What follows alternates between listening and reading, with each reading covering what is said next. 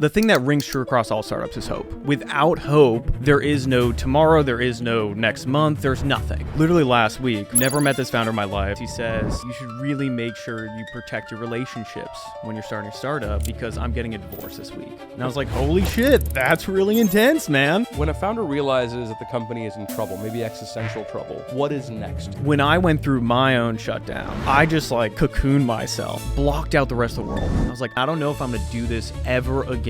I think what makes coming to this decision so difficult is you've effectively said there's no hope left. We have redistributed tens of millions back and the company's winding down. Why? The founders lost hope. The one thing I want to talk about, personal guarantees. A lot of founders don't understand what that actually means and how it can make moving on that much harder. Explain what those are. Absolutely. Okay, so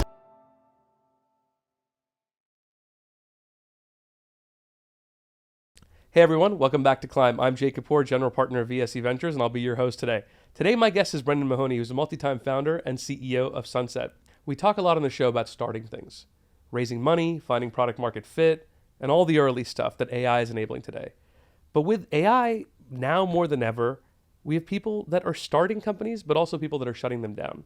So today we're flipping it. We're talking about what happens when a company ends, when a startup dies, what that does to you emotionally, what it looks like practically, and who makes it harder than it needs to be. Brendan has helped over 500 venture-backed startups shut down through Sunset. He's been on the other side of it too. His first company went through YC and he sold it. His second company, he shut down. And the third one is Sunset, which is built out of everything that he's learned from both. There's not a version of the story that he hasn't lived, so he's the perfect person to guide us through this process. Brendan, thank you so much for joining me today. thanks so much for having me. Really appreciate it. Let's start with the idea that AI is reshaping what companies survive and which companies don't. You have a different vantage point than most because you've helped 500 startups shut down. When a founder calls you for the first time, what's that conversation like?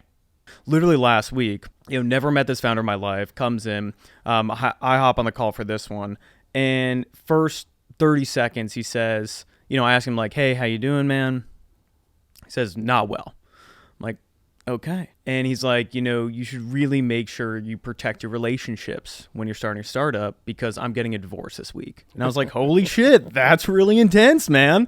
And then I was like, I don't really know where to take this conversation from here. But all that to say, it really, obviously, it really varies. But a lot of times those kind of first couple minutes, the founder, they talk about their story. And they talk about all the challenges they've been through, kind of some of the pivots they've had, trying to raise more money, trying to sell, and almost just kind of replaying everything through their own head out loud. It's interesting to be on the other side of that, right? And just kind of sit and listen. And none of that's actually particularly important for us, for Sunset as a business. But obviously it's very important for us to gauge where they are mentally and figure out how do we kind of help them along this path, if that makes sense. That emotional spiral you're talking about, I feel like every entrepreneur goes through it, whether their business is kind of at the end of its life or they're just in a moment of tumultuous growth. Talk about that emotional spiral. I kind of want to stay with that for a second. Yeah. When a founder realizes that the company is in trouble, maybe existential trouble, what is next emotionally? You've been in that situation yourself. You're dealing with founders that are in that situation. How do you counsel them with your experience? The thing that rings true across all startups is hope. That is it, right? Without hope, there is no tomorrow, there is no next month, there's nothing. And I think what makes coming to this decision so difficult is you've effectively said there's no hope left. And I think that's probably why it is one of the hardest decisions as a founder, because that's the whole game is you have this meter of hope, and it's oscillating up and down, right? Exactly what you're saying throughout the journey, right? Some days you're woo, we're all the way up here, and then other days are whoa, we are super down. But you've always got a little bit in the tank, and the minute you say, let me shut the engine off, that whole hope's gone. Yeah. And I think a big part of what I feel like my job is to normalize it. When I went through my own shutdown, I just cocooned myself and was blocked out the rest of the world. I was like, I do not I'm so embarrassed, so confused about my identity as a human in this world. And so I really shut myself off. And it's so easy. I mean, it's so easy throughout the journey to always feel like you are some random snowflake and the trials and tribulations you're going through, no other founder's gone through. But especially when you're winding down, that really rings true. And so I think what I try and do is share my story a little bit and also just like remind them that it's like we have a whole business on this. Yeah. Like we're talking to like hundreds of founders a month who are in this position. So you're not alone. And it's completely just part of the journey. But I'm curious, like, what have you on the VC side? What are you seeing? It tends to be a lot wrapped up in identity. Yeah. And I think the stubbornness that makes a founder really great at being a founder is the same stubbornness that sometimes keeps them from realizing, yeah, this isn't going anywhere. Mm-hmm. Prime example, there are businesses in our portfolio. We started this one in 2021, mostly 22, I guess, end of 21, early 22. So there are businesses that started in the pre-AI moment. Yeah. And they were the first. They were the N of one doing what they're doing. And in the last couple of years, they're one of 50, Yeah. And it's hard when you have a conversation with that founder who goes, well, I've reached profitability or break even or whatever it is, and I don't know, I'm trying to talk to VCs and they're not really interested.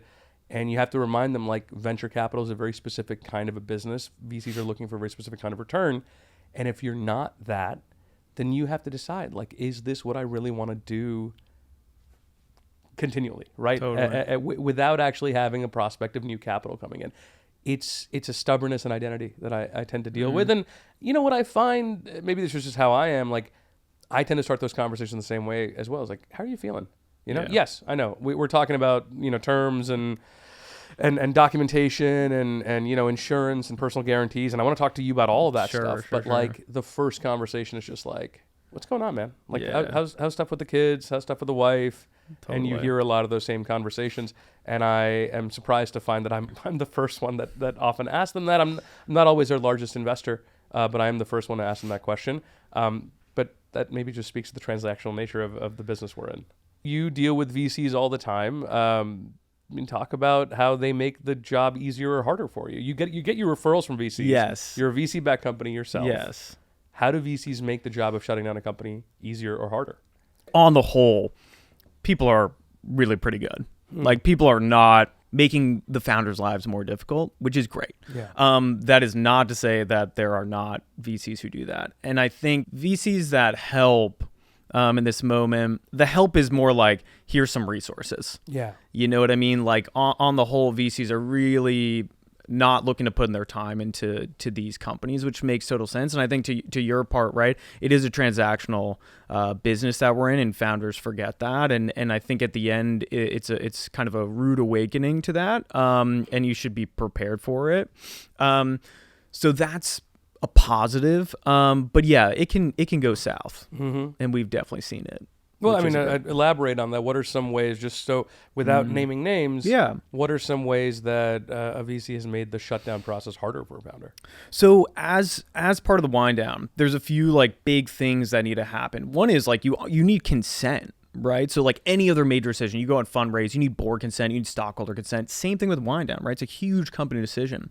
And so, you can't really start the process until you get that sign off. And so, there are VCs who say, no, I'm not signing this. Like, we got to keep going. We got to spend more time trying to sell this thing, et cetera, et cetera. And it's like, whoa, that's crazy. Like, what? It's just so weird to me, but it happens.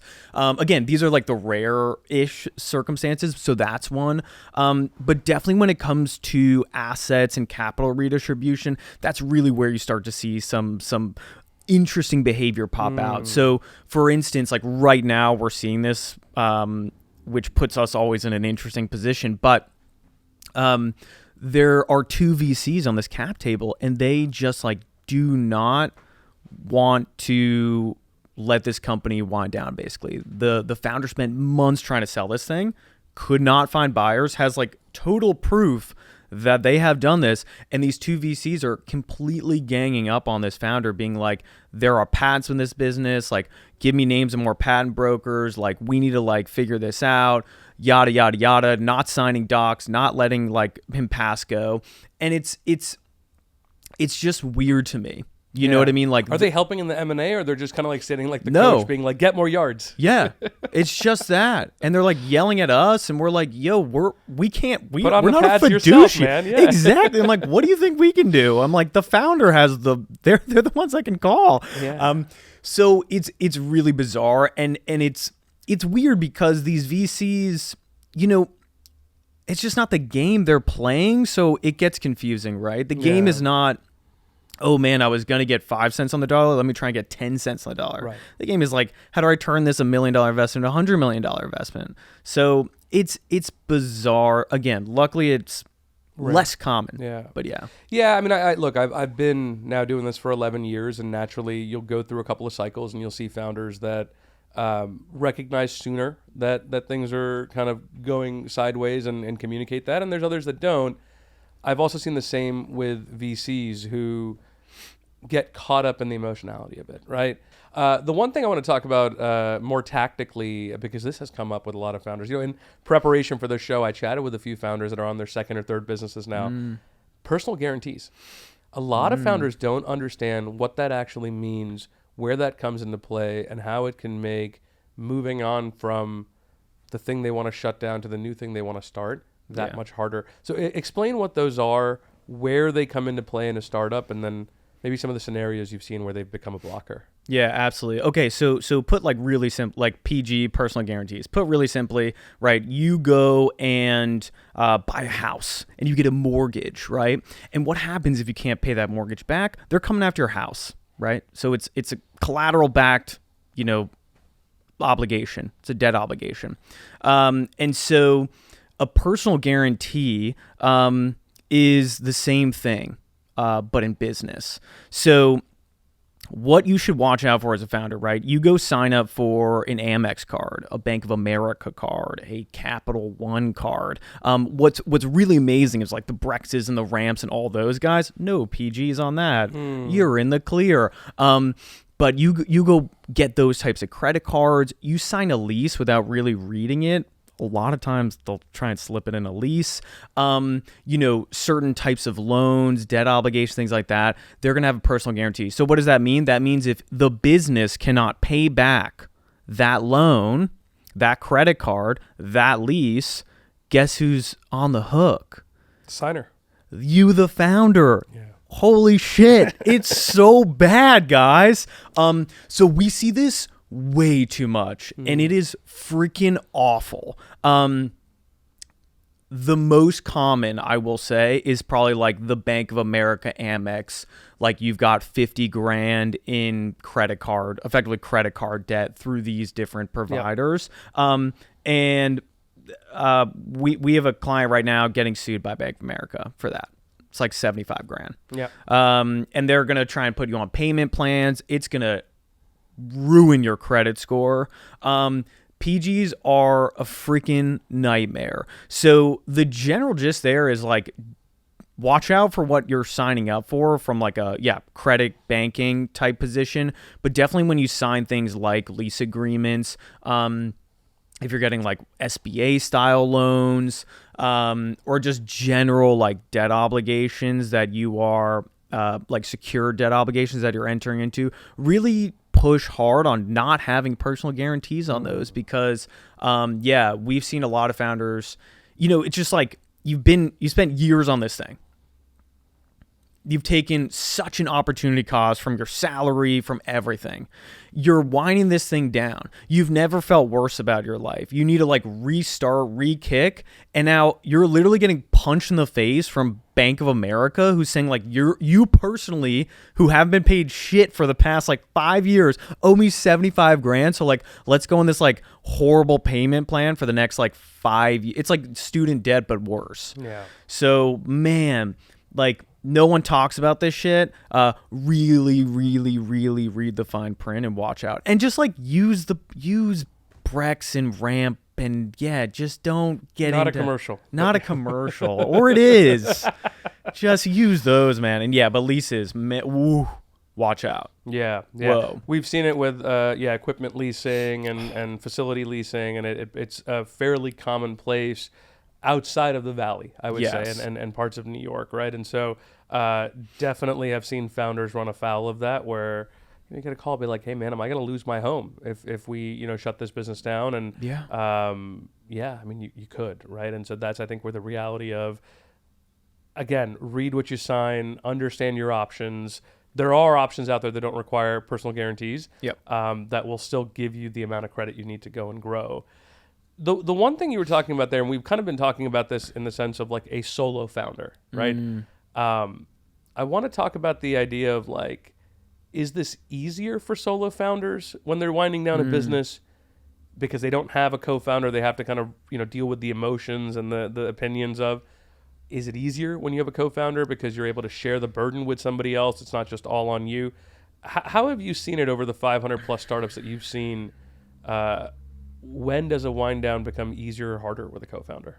I think the unfortunate answer is by the time you're coming to us, whether or not you had 1, 2, 3, 15 co-founders, like it's basically whittled down to one at this point. And we've seen that a lot. It's usually like the CEO who is left with this thing. For better or for worse. And not like, and that's not to say like the CTO or the other co-founder is really just like being an asshole and dropping off. That's not really what we see. It's more just like, it's not necessarily a 2-man job per se. It's like it kind of goes down to solo usually. I do think the time before that though, right? Of like when you're in the like shitstorm and like trying to figure out what the hell you're going to do to get this thing out of there or wind down or whatever it may be. I think it can help, and we do see that. But really at the very end, it's pretty damn lonely. Who do those founders turn to?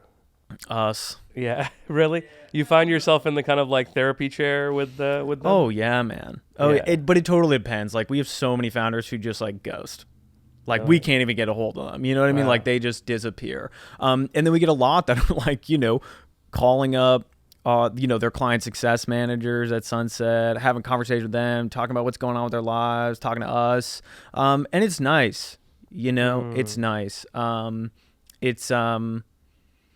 It's awesome to people all the time. I have a lot of nicknames, right? I'm the Grim Reaper. I'm the funeral director, you name it.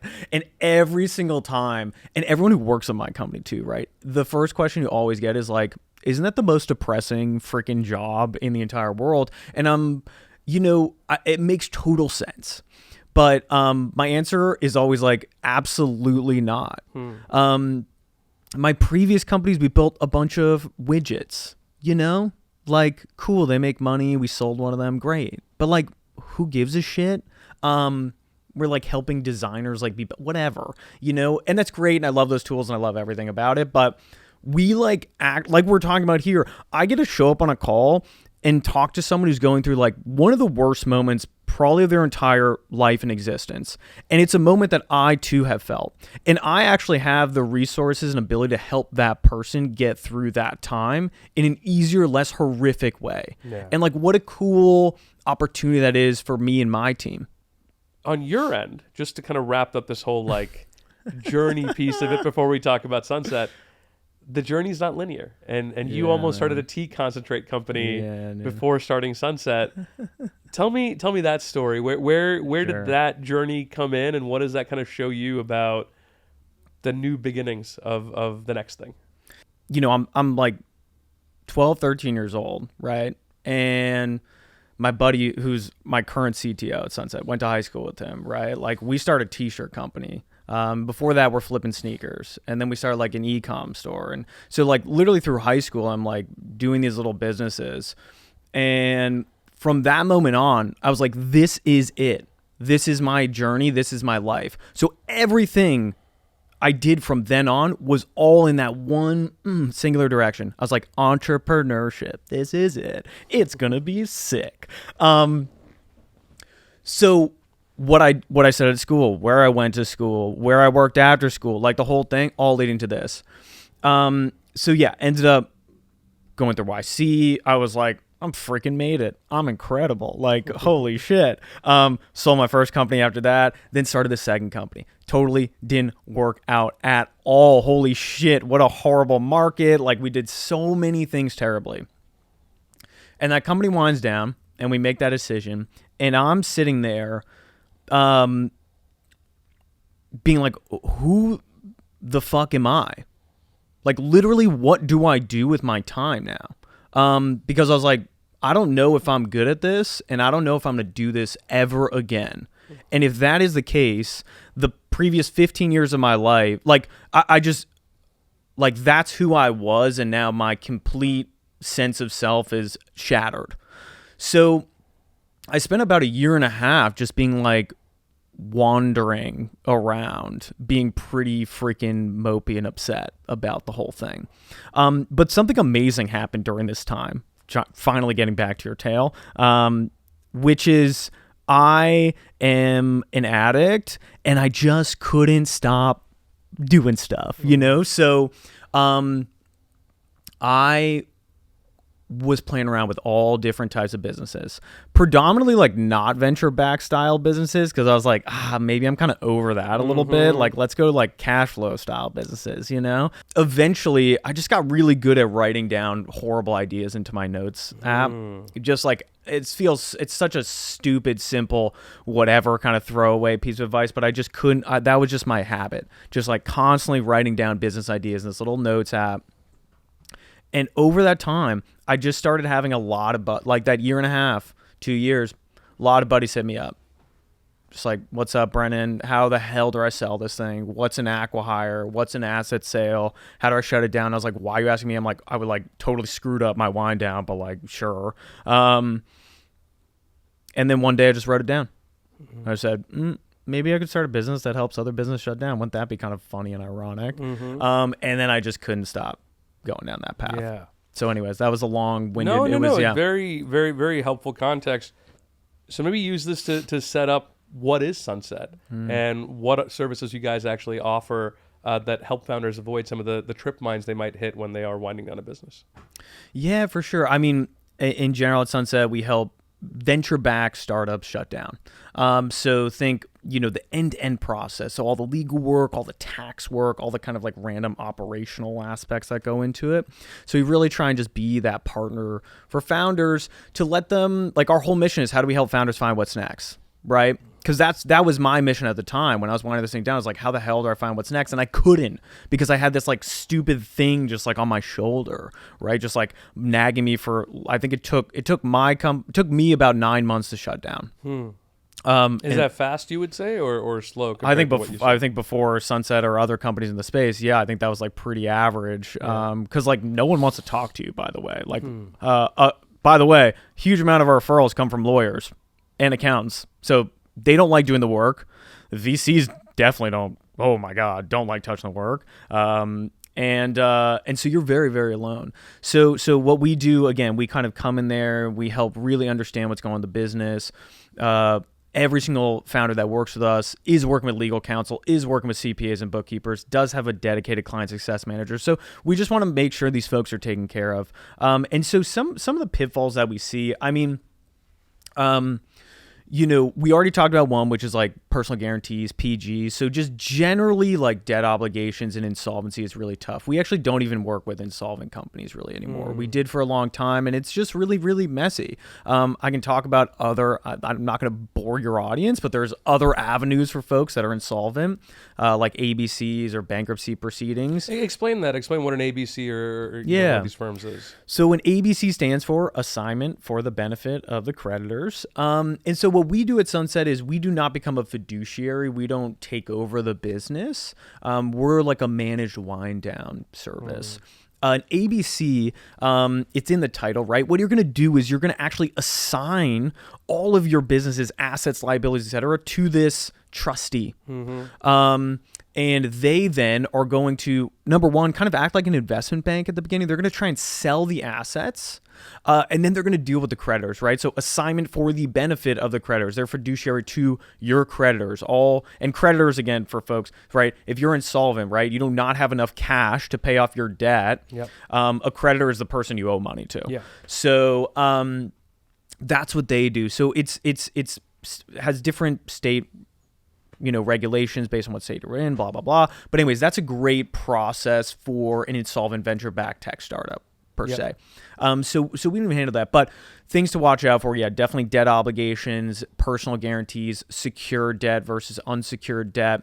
But a couple gotchas, on kind of the debt obligations, I think, we talked about this before, but, maybe we're going to get into it, is really around the zone of insolvency. And I think this is super important for founders to just understand this concept. Okay, so we all quick math time, right? We all understand burn rate and runway. Pretty simple. Yeah. You're like, okay, cool. I'm burning $100,000. I've got $1 million. Great. We got 10 months left. So let's say you're looking at that and you're like, okay, now I've got 3 months left. Now I've got 2 months left. You actually don't, because your calculation is really, really simplistic.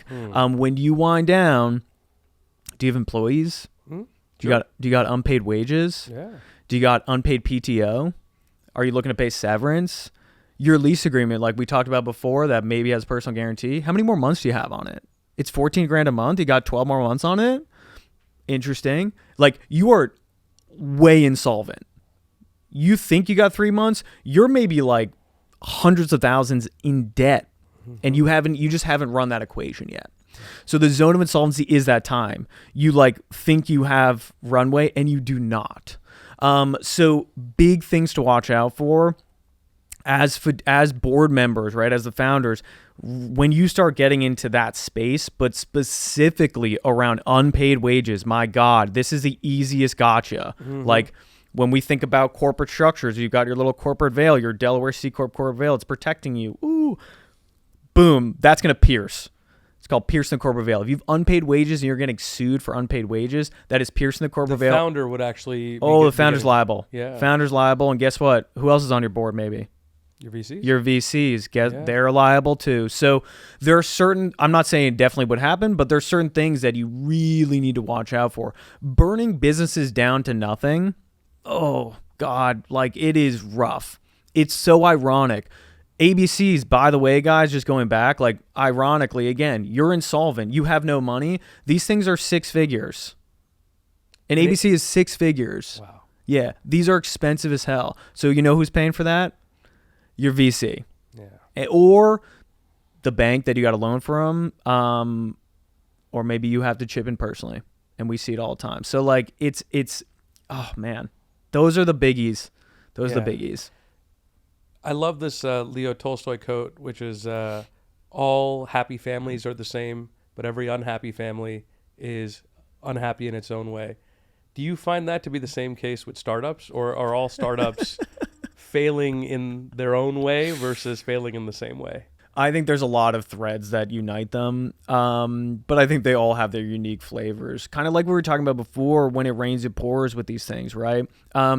It's a cacophony of hot, steaming trash when you're winding down. The founders we see, right, they've had deaths in the family. They've had, divorces like we talked about. They've lost their friends. They haven't talked to their, there's a lot of bad shit usually happening surrounding this awful kind of peak in the middle, right? So that's kind of one thread is it's normally not just business, it's definitely seeping into your personal life. But yeah, I mean, I think the standard things ring true that you typically hear about, right? There's maybe co-founder breakups. They pivoted 15,000 times. They just couldn't find the answer. They have decent growth, like you were saying. Maybe they're almost cash flow break even, but no VCs invest in that.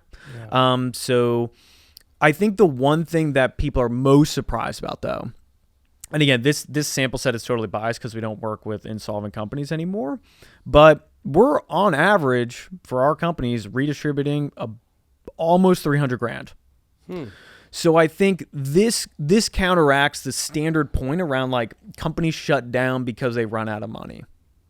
Totally true. That happens a lot. A lot of companies shut down. The biggest one is hope. That's what it is, right? We see founders all the time where we have redistributed tens of millions back. 5 million, 10 million, 20 million back. And the company's winding down. Why? The founders lost hope. They've tried it. But that's a really interesting piece, right? This idea of pivoting is almost just generally accepted in the Valley. The number of, you went through Y Combinator, number of Y Combinator companies that I see that come into YC with one idea and 3 months later are doing a completely different, now they're doing a CRM for, plumbers or whatever. And it's like, I thought you were a social media app. We're laughing, but like the reality of it is pivots are expected and encouraged. And you have kind of a counteracting view on that, which is like, maybe it's not worth the pivot. So when does a founder realize it's still worth pivoting, or it's still worth taking that money that you have left in the bank and going for a orthogonal idea versus, you know what, return the money, let's move on to the next thing? I was talking to a founder 2 weeks ago, literally went through YC, very young founder, first-time founder, went through YC, built a business, generating revenue. By the way, this is the thing I see a lot too. Like first-time founders sometimes like really don't realize how impressive it is just to even generate any bit of money. And then they're kind of like, well, whatever, like let's throw this thing out. I'm like, oh God, stop. But yeah, she was just like, we kind of found ourselves into this industry and this ICP and like totally don't like it. I'm just like winding this thing down. And I was like, oh, when did you start a company? She's like, 6 months ago. I already have revenue, the whole thing. They're just like, whatever, done. So I think it just goes to that, right? It's just like the founders are the business. And if the founders decide that they're not interested in the business or they're not interested in some pivot, then there is no business. I think it's just as simple as that. Yeah. You've done that yourself though. You had an acqui-hire business that you guys started. You got 500,000 of revenue out of it, and then you shut it down completely. So, I mean, apply that same framework to yourself. Was that a hope or a growth, or that was just the realization of we can, move quickly and decide whether we want to do something even if it is working? The failures have taught me, try, like you're saying with speed, try and move way faster towards getting the pull. Is there a real pull here from the market or not? But the successes have taught me how to properly evaluate that pull. It is so fucking easy to lie to yourself. You have a conversation with some prospect, they're like, oh yeah, I'm kind of interested, and you're like, oh my God, let me keep going on this path for like 8 months, and you're like, holy shit, that's horrible. So that has given me this new lens where I can call bullshit on an idea really fast. And I was going through this one, even when we generate revenue, I'm just like, I call bullshit on this. This isn't it. This is not, I'm feeling pull from one side, I'm not from the other side, I don't control the outcomes. This is not it. Kill it, move on. So that's that kind of, I think you need both. You need the success to really like understand, is something worth pursuing or not.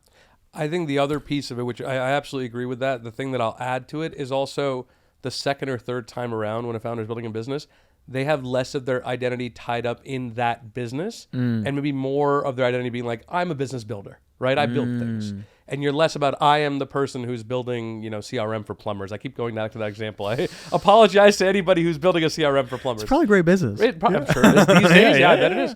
My point being, you're less tied to the actual identity of the company and more to the identity of the thing that you're building. You're a leader, you're a company builder, you're a CEO. And I think from your perspective, identity actually, an ego feeds a lot into bad decision making in these things. And I tend to find that with founders as well, where they are so tied to the idea that they launched with. Right? Coming back to this idea of pivots is to say, what is the goal that you are actually trying to accomplish? You're trying to solve this problem. There's a lot of ways to attack this problem. You started as a marketplace. Maybe you're an enterprise software company now. That's okay. You're not married to the idea of being a marketplace. And so I think that's the other piece too that maybe is going unsaid since you've done it a couple times, is like you're not tied to any specific one idea. That's interesting. You're tied to the goal of am I solving the problem that I'm meant to solve here, which is helping founders move forward. I don't know if you necessarily felt that, but I feel that with the founders that we work with in our portfolio. No, I like that a lot. I like that a lot because, I also kind of call bullshit on when when I hear so many people talk about like, oh my God, you need to separate your identity from the business and blah, blah, blah. I'm like, oh my God, what are you talking about? I don't think it's possible. Have you ever started a company? That's the dumbest shit I've ever heard. What kind of awful advice is that? No, like we talked about, the business is you. You are the business. So like, why are we fooling ourselves to believe that is? But I love what you said there. That's so interesting. I've never thought about it like that, where actually maybe that isn't the goal, but the goal is to separate your identity or bucket your identity into I'm a builder and not I'm a builder of X. Yes. That's interesting. If we think about what Sunset is today and maybe what it is 5 years from now, what is that vision? What is that goal that you want to build towards? What does the business look like as a result of that? Are doing something very interesting right now, where founders often come to us and they've got a lot of assets, right? Intellectual property, their code base, you name it. It's really hard to sell stuff, guys. Yeah. M&A is brutal. Even if you got like a big company, deals fall. I love this line, like birds fly, fish swim, deals fall through. Like, holy shit, that is so true. The amount of founders we talk to on a daily basis that are like, oh, I'm in M&A processes. Like, I think I'm going to get an LOI next week. I'll talk to you then. I'm like, okay, brother. Like 2 months go by and it's like everything fell through, right? Just be prepared for that. Like these things, A, take way longer than you think, and B, they just all fall through. Anyways, what we've actually started doing is now we buy companies. So we're buying all pretty much like most startups we work with. It's great for the founders, right? They get a free wind down basically out of that, and they get even more. It usually covers not only cost of the wind down, but gets more back to their shareholders. We take their data, we clean all of it, anonymize everything, and we are partnering with all the frontier AI labs and data labelers who are looking to train on human work data. Yeah. We've always kind of been thinking about how do we like own more of the exit. How do we become almost more of like this next gen investment bank or PE style firm? So this is definitely one exciting step in that direction. That's really awesome because again, it's like it's so hard to sell stuff, and we're actually able to provide really fast liquidity to folks, which is super fun. Yeah, it's almost like a data roll up, like a PE data roll up exactly. Kind of vision here. Yeah, that's cool. I mean, it takes the burden off the founder. Speeds kind of the time to exit, speeds the time for them to move on, kind of rethink their story of what the next thing is. Everybody's excited to say my last company got acquired, totally. Right? Nobody actually digs deeper to say by who, was it strategic, was it valuable? But ultimately you're kind of giving them the off-ramp. Which doesn't exist today. Yeah, we're always looking for ways again of like how do we help founders find what's next, right? How do we like provide more cushion to that landing, right? The soft landings, how to make it even softer. And so this is just kind of another chink in that playbook, I guess. Yeah. Whatever, One of the things that we haven't talked about is the optionality piece. For founders, for companies, there's this framing of default dead, default alive. Is that necessarily true, or how should founders think about this optionality spectrum as a framework? Founders are like put in this really hard position when things aren't going super well. You're just like kind of stuck, and it's very paralyzing. What I mean by that is like, okay, let's say you have like 9 months of cash. So your options are like, well, I want to raise, but I probably don't have the metrics. So thus you'd imagine I need to go out. I need to sell this thing. I need to maybe pivot. I need to maybe improve the product, right? To get the traction I need to raise. But at the same time, if you're somewhat pragmatic, you're like, it's not a lot of time though.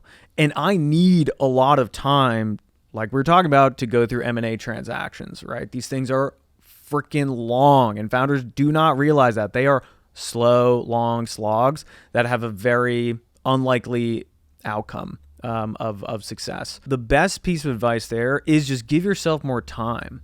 And we've seen founders kind of either run at all of them at the same time or really like be very pragmatic around like, I'm going to spend X amount of time on this path and then I'm going to move over to this path. But I think where it gets really hairy is when folks just kind of shove their head in the sand and just are like, I'm not paying attention to the options that are out there. And why that becomes really problematic is you're inevitably shooting yourself in the foot. So like a really good example of this, acqui-hires. Most founders we talk to, the most valuable asset they have on their entire company is their team. Yep. Things aren't going well. We see this. Oh my God, now we're at 6 months, now we're at 5 months. I'm going to lay off my team.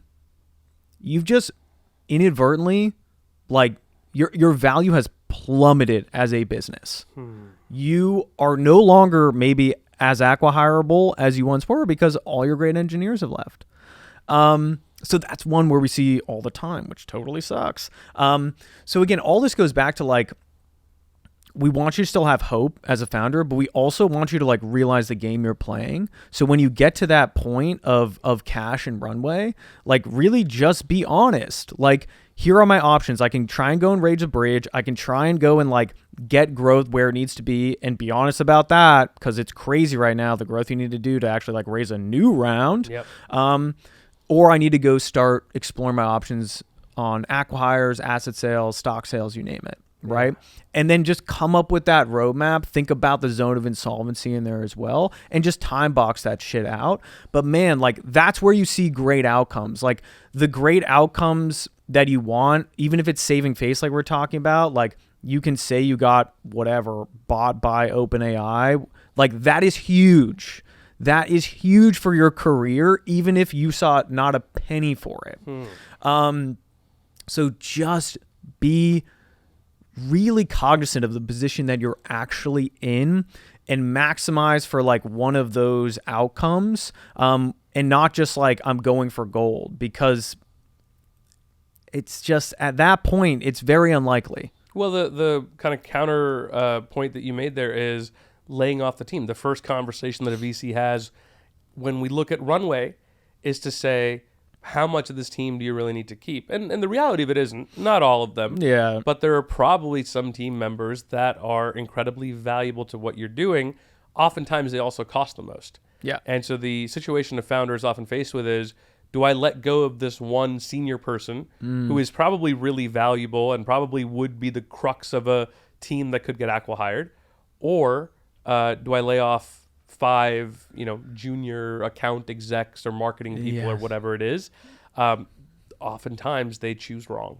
Yeah. And so I think it's a really good point that you're making there, which is you try to keep the team together by saying, well, this one valuable person can probably be cut. And the reality of it is that was probably the linchpin that would have changed the outcome for your business. Yeah. But again, it's you're just put in an impossible position, right? Because if you're actually trying to sell this thing and then you're spending so much time on the M&A and then maybe growth kind of stalls, then the M&A conversations don't go as well. So it's brutal. I don't know how else to put it, but yeah, it's just like a lot of founders aren't really thinking about like sitting down and just being like, wait, what am I optimizing for here? And like, if I'm optimizing for that, maybe I shouldn't take path Y of, laying off like our 2 most valuable engineers. Yeah. You said something at the start of our conversation, which is the faster you can wind down, maybe the faster you can move on to the next great thing. If Sunset is successful, what do you think that does for the startup ecosystem and helping founders find that new beginning? It means that other founders don't feel the way I felt, like on a more micro level. I think on a more macro level, it is just like, it's so easy to start stuff. And so we're just trying to make it so easy to wind that down. And I think the easier it is to start things and get funding and incorporate, and the easier it is to wind down and move on to the next thing, just the more interesting innovations, the more founders we're going to see, the more diversity we're going to see in the space. And the more money we're going to hopefully see not get lost too, right? I show you this graph, right? There's the line we all want, which is like up and to the right. Then maybe there's another line, which is like line going down, right? Kind of like shooting down, like maybe went up, but like woof. Then there's just boom, one line through the center, right? You ask a bunch of founders, like, which one would you choose? You know, obviously they're all choosing up and to the right. And then you're like, which one would you like definitely not want? And a lot of them go, you know, that one that just like totally like shoots down to the bottom. That sounds terrible. But the worst is like this one.